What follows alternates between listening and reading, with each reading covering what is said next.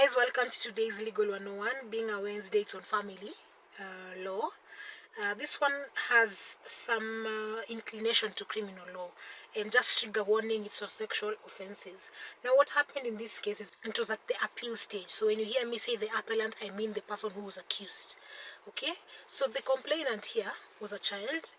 They had gone to the video hall run by the appellant, the accused person, to watch videos.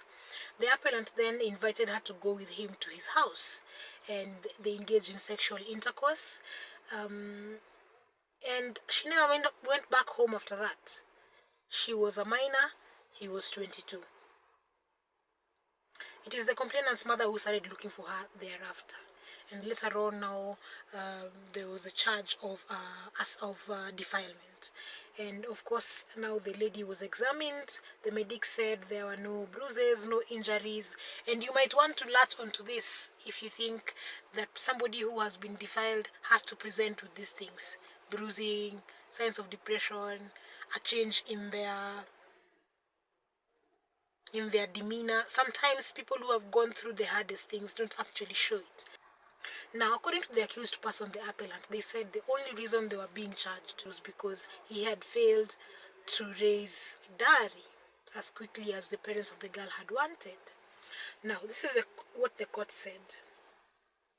The fact that the complainant went to the appellant's house on her own accord, and that she apparently consented to the sexual activity between them, is not a defense to the charge of defilement. The fact remains, the girl was below 18. Whether or not you were going to marry her, whether or not you had paid dowry, is null and void, because that person cannot consent to marriage. So as it stands, that is defilement. Now, this emphasis is now mine. You know, you'd think that in 2024 we shouldn't be talking about defilement. Everybody knows somebody who is below 18 cannot consent to sexual activity. We know. But the fact that these cases are very rampant, they continue to be discussed. We continue to see case law, to see some viral videos around it. We go home to our villages and we hear all the stories. Even in this town, we hear these stories. The fact that they still exist means we should not stop talking about it.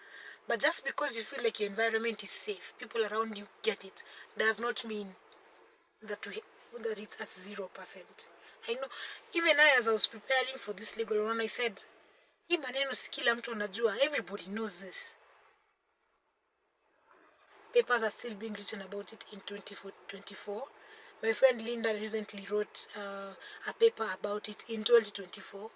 We hear about these new sexual offences in 2024. So I think the onus is upon us to continue talking about it, so people who actually go through it, who wish to make complaints against violators such as this one, have a place to go. They don't feel like they have been left behind. Okay. And also so that people who defile others, rape others, know that we are on to them. We are actually aware these things are happening and our eyes are wide open. Yeah, so that marks the end of today's Legal 101. Thank you for watching and listening in. Bye.